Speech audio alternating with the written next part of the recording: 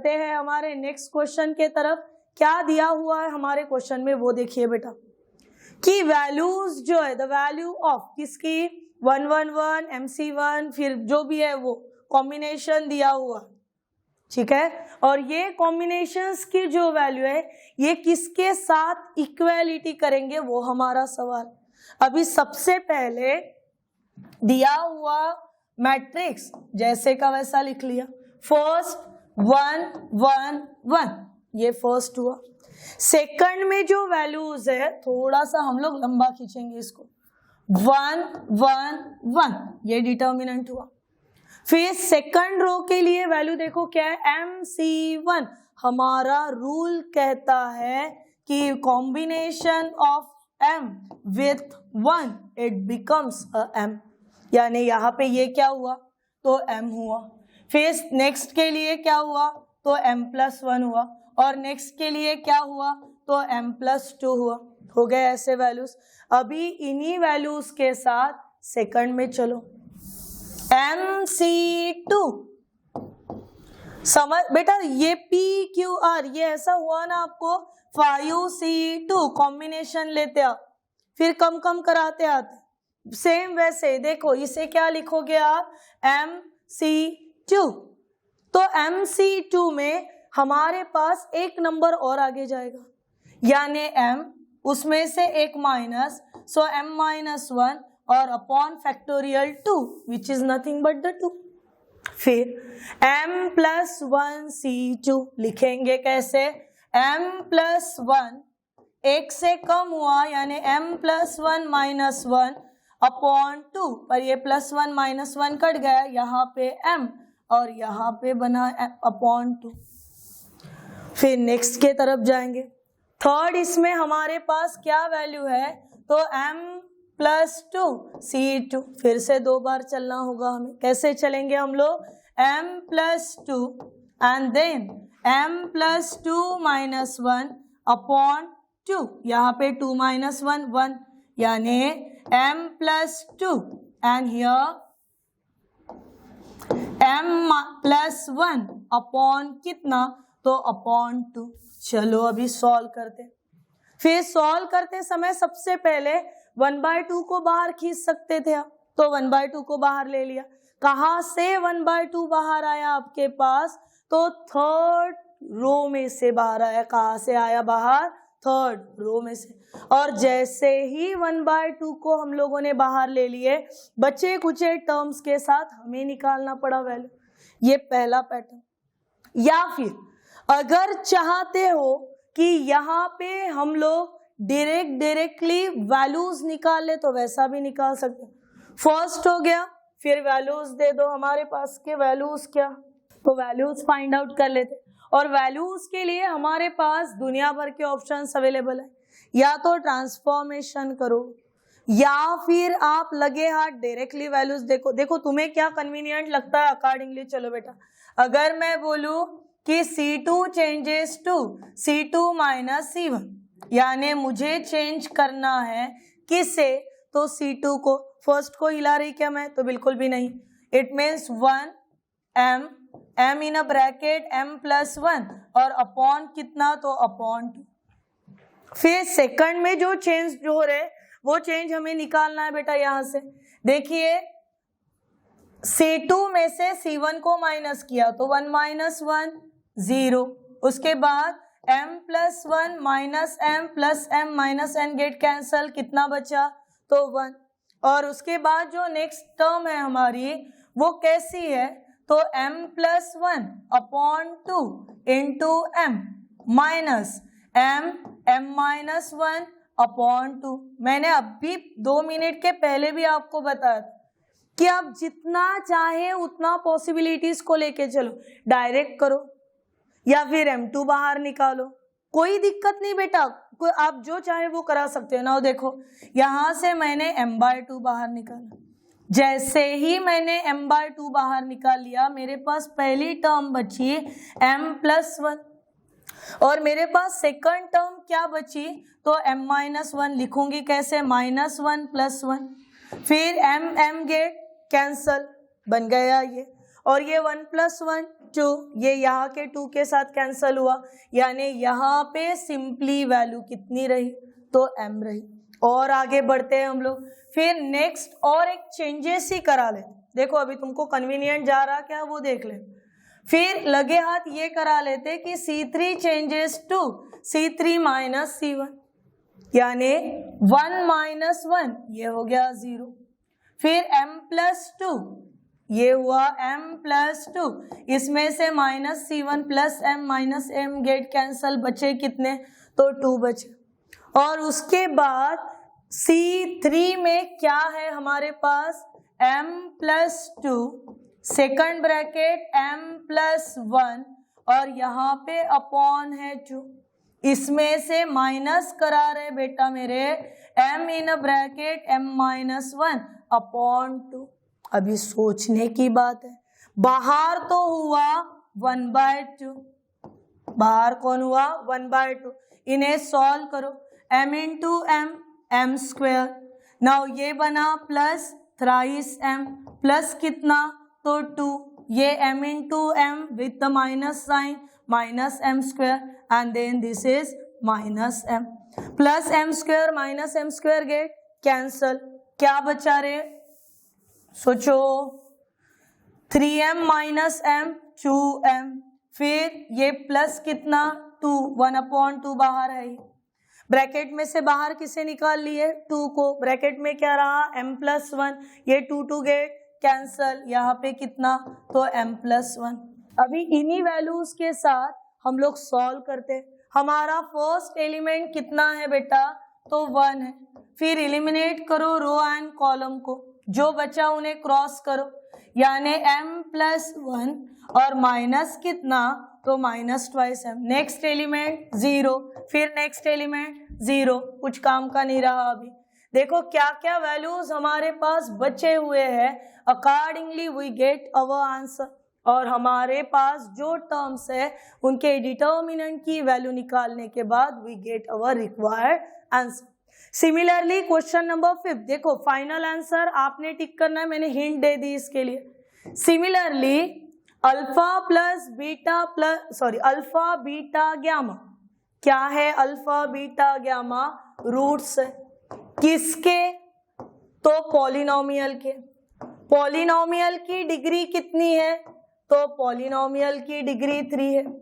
और जब पॉलिनोमियल चलता है हैविंग द डिग्री 3, तो वहां पे आपके पास alpha + beta + gamma is equal to कितना होता है, चलो वैल्यूज दो।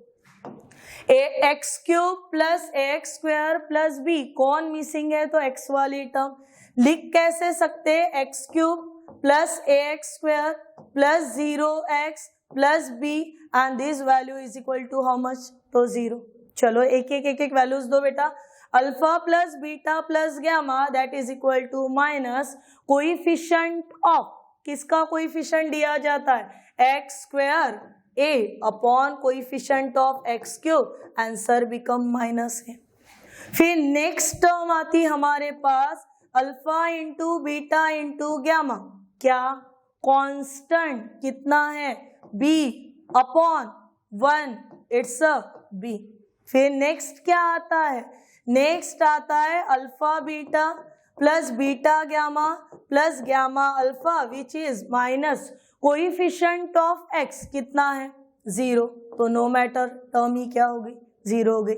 आगे बढ़ते हैं बेटा, ये जो दी हुई टर्म है, क्या दी हुई टर्म है, alpha beta gamma alpha, gamma alpha beta, ये हुआ साइक्लिक फॉर्म। क्या कहा जाता है इसे, साइक्लिक फॉर्म ऑफ डिटर्मिनेंट। और जब हमारे पास साइक्लिक फॉर्म ऑफ डिटर्मिनेंट आए, वो समय पे बड़ा रेडीमेड तौर पे आंसर लिखा जाता है। क्या बोला मैंने, जब साइक्लिक फॉर्म ऑफ डिटर्मिनेंट आए तो बड़ा रेडीमेड क्या लिखा जाता है, उसका आंसर। और हमारा आंसर हो गया बेटा minus in a bracket alpha + beta + gamma, ये पहली टर्म, ठीक है। अभी इसे अगर सॉल्व करते हो तो आपको यही मिलेगा, पर लॉजिकली हम लोग क्या कंसेप्ट लगा रहे हैं कि दिए हुए टर्म कैसे है, तो दिए हुए terms are available in which form, so cyclic form. ये हो गया ब्रैकेट के अंदर, यहां से अगर ब्रैकेट ये दिया माइनस दिया, फिर ब्रैकेट में आता है alpha square plus beta square plus gamma square minus in a bracket alpha beta beta gamma plus gamma alpha. ये वैल्यूज है बेटा हमारे। पर जैसे कि हमें सबको पता है A square plus B square plus C square के लिए क्या फॉर्मूला, ये alpha plus beta plus gamma.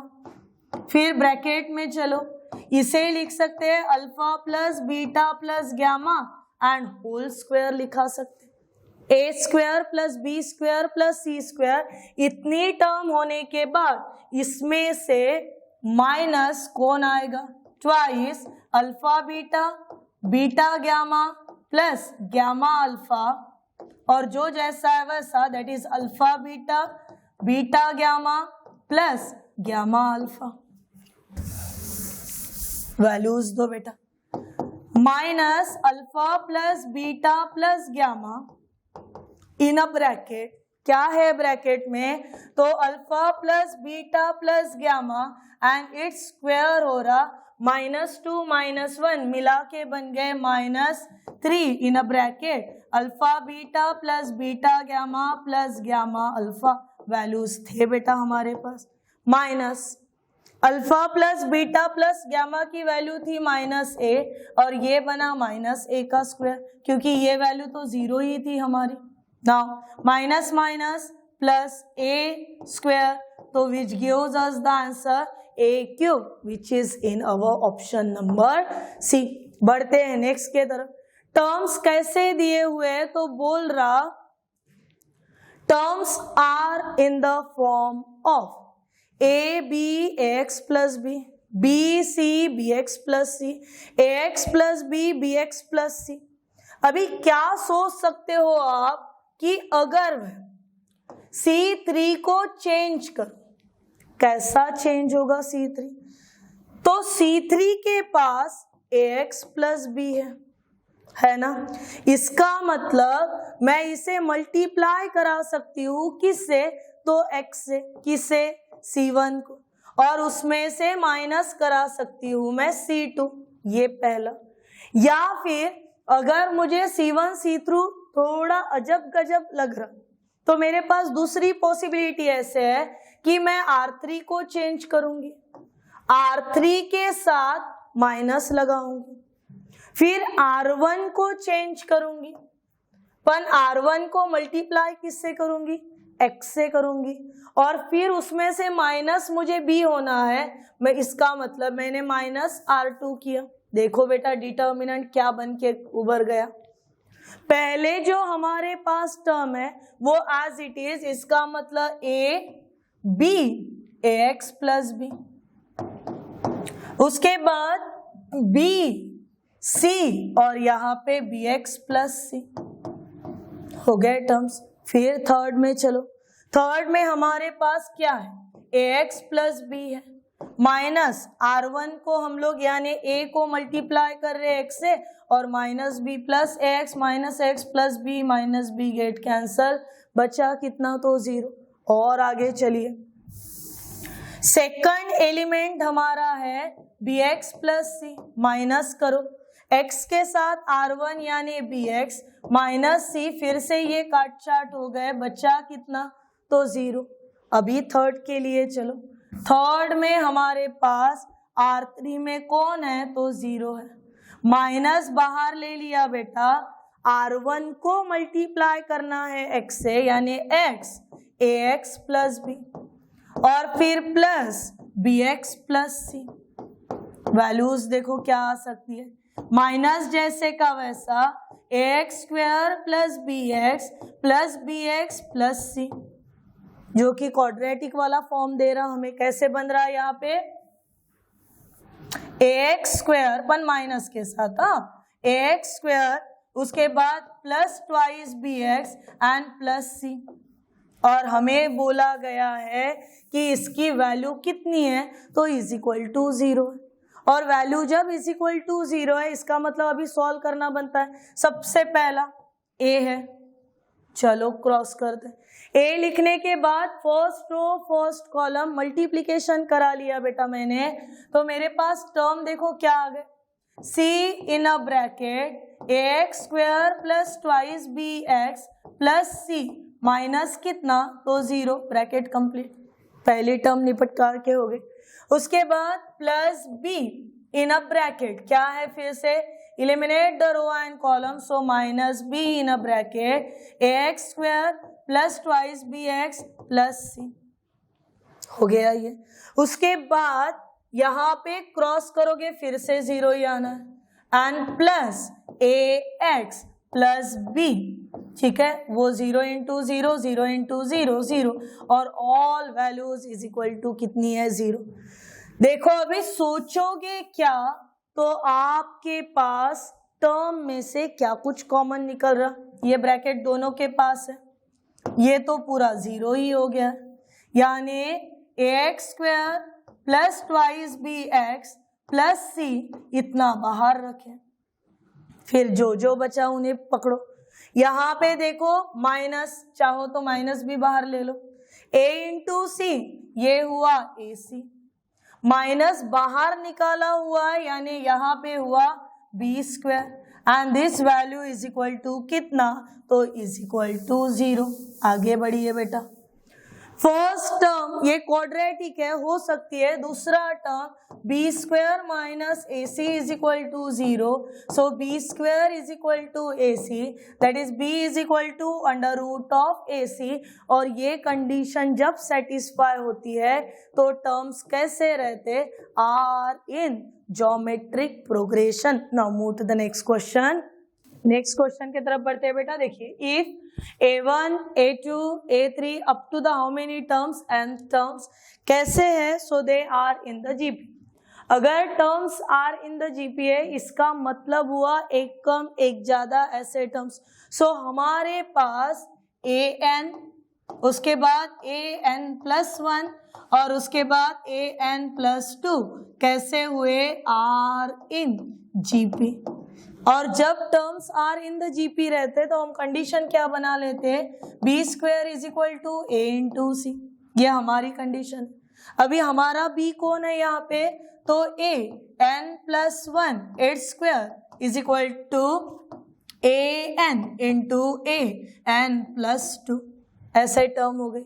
पर ये ऐसे टर्म्स के साथ सॉल्व करना थोड़ा सा डिफिकल्ट हो जाएगा, इसीलिए हम लोग करा लेंगे taking log on both sides, and after taking log on both sides terms become twice log a to into n plus 1, suffix में जा रहा है n plus 1। यहाँ पे मल्टीप्लीकेशन है और जैसे कि हमें पता है मल्टीप्लीकेशन जब रहता है तब सेपरेशन में वो एडिशन बन जाता है। It means this is log of a n plus log of n plus a n plus 2। Values हो गए बेटा, ये वैल्यूज मिल रहे हैं हमें। ऐसे ही हम लोग एक एक टर्म को सामने चले जाएंगे। n प्लस 1 हो गया, n हो गया, n प्लस 2 हो गया। फिर नेक्स्ट बारी किसकी, 3 की, यानी 3 4 5। तो 3 4 5 में बीच में कौन रहेगा, 4, यानी लिखेंगे कैसे, 2 log a n plus 4 is equal to log A, फिर यहाँ पे सफिक्स में कौन आ जाएगा, a 3 आ जाएगा। और आगे जब बढ़ेंगे हम लोग तो यहाँ पे ये n plus 3 plus log of a n plus 5, ये हमारी नेक्स्ट टर्म बन गई। अभी किसे किसे निपटा लिए हम लोगों ने, 1 1 2 फिर 0, यानी 0 1 2, उसके बाद 3 4 5, नेक्स्ट नंबर किसका आएगा, 6 7 8, क्योंकि 5 तक के हमारे पास हो गया। अभी 6 7 8 में बीच में कौन आ रहा, तो 7, लिखेंगे कैसे, 2 log of a n plus 7, this value is equal to log of a, कौन है पहले, 6, यानी n प्लस 6 प्लस log of a N plus 8। Values cover करा लो बेटा, क्या टर्म्स मिल रहे हैं हमारे पास, और इन्हीं सब वैल्यूज को कवर करके जस्ट ऑब्जर्व द डिटर्मिनेंट कि डिटर्मिनेंट से हम लोग क्या क्या ले सकते हैं।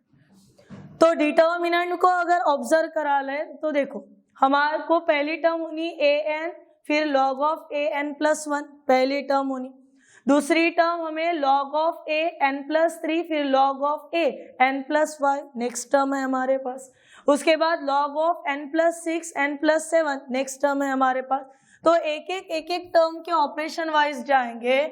मान लो C1 को चेंज करा रहे C1 प्लस C3 के साथ, क्या रह जाएगा, C1 प्लस C3 के साथ चेंजेस हो गए, इसका मतलब ये दोनों प्लस में गए। और जब log of a N plus 2 ये दोनों जब प्लस में जाती है तो आंसर में कितना आने को होना, that is 2 log a N plus 1 एक आने को होना। सिमिलरली जब आप यहाँ पे 2 के लिए सोचोगे तो log a N plus 3 log a N plus 5 मिला के इक्वेलिटी में आंसर कितना दे रहे, तो वो आंसर दे रहे 2 log ए कितना हुआ n प्लस 4 हुआ, ये दूसरी टर्म हुई। फिर थर्ड टर्म के लिए n plus 6 n plus n 8 मिला के आंसर कितना दे रहे, तो 2 log ए n प्लस 7 आंसर दे रहे। समझ में आया इतना सोपा सा कंसेप्ट। आगे बढ़ते हैं बेटा, देखिए अभी हमारे पास रहा क्या क्या चेंजेस किए हम लोगों ने किसमें, C1 में। यहाँ पे जैसा था वैसे, यानी a N plus 1 log of के साथ log a N plus 1 log a N plus 4 and log a N plus 7। फिर नेक्स्ट इसमें जो वैल्यूज है वो वैल्यूज को अकॉर्डिंगली रख दिए। समझ जाओ आप क्या लिखना चाहती हो। फर्स्ट कॉलम सेकंड और उसके बाद में जो टर्म है हमको पता है, यहां से मैंने 2 को बाहर ले लिया। जैसे ही 2 को बाहर निकाल लिया, इसके पास 2 नहीं रहा, और इसके पास अगर 2 नहीं रहा तो फिर हमारे ध्यान में आ रहा C1 आइडेंटिकल चल रहा C2 के साथ, पर हमारा तो रूल बताता if any 2 row or columns are identical then the value of determinant is equal to कितना, तो is equal to 0। बढ़ते हैं नेक्स्ट के तरफ बेटा। देखिए x y z कैसे है, तो सभी के सभी डिस्टिंक्ट है, और जब x y z ये डिस्टिंक्ट है इसका मतलब बाय यूजिंग द प्रॉपर्टी हम लोग इसे क्या लिखा सकते हैं, फर्स्ट x y z, उसके बाद x square Y square Z square, और उसके बाद 1 1 1 प्लस फिर bracket addition of, if you are adding the any non scalar number then it means it is the sum of 2 different determinants. Now फिर नेक्स्ट लिखना है मुझे, कैसे लिखूंगी, x Y z, x square Y square Z square, समझ में आया यहाँ तक, और then x cube Y cube Z cube को ऐड करा लूंगी, सो X cube Y cube Z cube हो गया डिटर्मिनेंट। ये जैसे का वैसा रहा, और ये डिटर्मिनेंट की वैल्यू कितनी चल रही बेटा, इज इक्वल टू 0 चल रही। फर्स्ट जैसे का वैसा यानी x Y z, x square Y square Z square 1 1 1, उसमें प्लस हुआ। फर्स्ट रो में से कौन बाहर, तो एक्स बाहर। सेकंड रो में से कौन बाहर, तो वाई बाहर। थर्ड रो में से कौन बाहर, तो जेड बाहर। और बच्चा क्या आपके पास, तो आपके पास एलिमेंट कुछ ऐसे बनेंगे 1 1 1, उसके बाद इसके पास एक्स वाई जेड, और सेकंड के पास X square Y square Z square, बन गई ऐसे value similar to this one हो गई। अभी दोनों के दोनों मैट्रिक्स आपके सेम है, इसका मतलब 1 प्लस एक्स वाई जेड, फिर डिटर्मिनेंट आ गया और ये वैल्यू इज इक्वल टू कितनी हुई, 0 हुई। ये वैल्यू अगर इज इक्वल टू 0 है तो 1 plus X Y Z is equal to 0, therefore X Y Z is equal to how much, so -1। बढ़ते हैं नेक्स्ट के तरफ। नाउ क्वेश्चन नंबर 9 में बोला है बेटा कि b plus c, b plus c, c plus a plus b, then a plus b, b plus c, c plus a and c plus a plus b, b plus c। Values को देखिए, हमारे पास अगर मैं इनकी addition करा लूं, अगर मान लो मैंने ये लिख लिया c1 changes to c1 plus c2 plus c3, तो मेरे पास क्या वैल्यू बच, वैल्यूज क्या बच रही हमारे पास, b plus C plus C plus A plus B है ऐसे वैल्यूज। फिर ये वैल्यूज में क्या नजर आ रहा, 2 बार a है, 2 बार b है, 2 बार c है, इसका मतलब twice a plus B plus C, similarly twice a plus B plus C, similarly twice a plus B plus C. हो गए पहले काम। फिर बचे हुए 2 कॉलम्स कैसे है, उन्हें अकॉर्डिंगली मैनेज करो। सो c प्लस ए, यहाँ पे b प्लस सी, यहाँ पे a प्लस बी, और उसके बाद a plus b, then c plus a और देन b प्लस सी है ऐसे टर्म। किसे बाहर भेज सकते हो यहाँ से, तो 2 times of a plus B plus C को बाहर, what is in the bracket, in the bracket 1 1 1, then c plus a, b plus c, a plus b, then a plus b, c plus a and b plus c। बन गया ऐसे value. फिर से अगर transformation चाहते हो तो फिर से ट्रांसफॉर्मेशन करा सकते हो। क्या ट्रांसफॉर्मेशन करा सकते बेटा हम लोग, C2 minus C1, C2 minus C1, तो उससे होगा क्या, 2 times of in a bracket a plus B plus C पहले से ही है, 1 1 1 है। फिर मैं ट्रांसफॉर्मेशन बोल रही C2 changes to C2 minus C3, यानी यहाँ पे माइनस साइन आ गया, plus a minus a get cancel, c minus B, plus c minus c get cancel, b minus a, plus b minus b get cancel, a minus c। और फिर values क्या क्या बचा यहाँ पे, तो a plus b, then c plus a and then b plus c। फिर इसे सॉल्व करने के पीछे दौड़ेंगे हम लोग। ये जैसा है वैसा, that is twice in a bracket a plus B plus C in a curly bracket और in a square bracket, first element in the first row first column 1, cross करो b minus a into B plus C. ठीक है, second के लिए क्या बचा तुम्हारे पास, फिर क्रॉस किए b माइनस a, यहाँ पे 1 मिनट रुक जाओ, टर्म्स लिए हम लोगों ने, तो यहाँ पे टर्म्स में क्या हो गया, माइनस हो गया, plus C minus C, B minus A, नीचे में plus B minus B cancel हुए थे। Now see what terms are there, B minus A, B plus A, फिर यहाँ पे आएगा minus C plus A and then C minus A, ये एक ब्रैकेट हो गया। फिर नेक्स्ट को कौन सा साइन लगता है, तो माइनस, माइनस साइन लगा लिया, c minus B in a bracket, ये रो कॉलम मिट गया बेटा, b plus C minus C minus A, और प्लस लास्ट टर्म आपकी a plus B, what is in the bracket cross, so a minus C minus B minus minus plus A. Values को cover up करो, जो जो काट चाट हो रहे होंगे उसे काट चाट करो, जो काट चाट नहीं हो रहे उन्हें रहने दो। देखिए यहाँ पे प्लस सी माइनस सी गेट कैंसल, यहाँ पे कोई वैल्यू आपकी कैंसल ही नहीं हो रही, तो रहने दो जैसे के वैसे। और जब ये पूरा पारायण आप सॉल्व करोगे, you getting your standard answer. Okay, ना बढ़ते हैं नेक्स्ट के तरफ। तो ऐसे ही सब ट्रिक्स एंड टेक्निक्स के साथ देखिए, यहाँ पे और सवाल गया था k in a bracket and you just find the value of k। तो हाउ मेनी टाइम्स हम लोगों ने कितने बार उसको बाहर निकाल।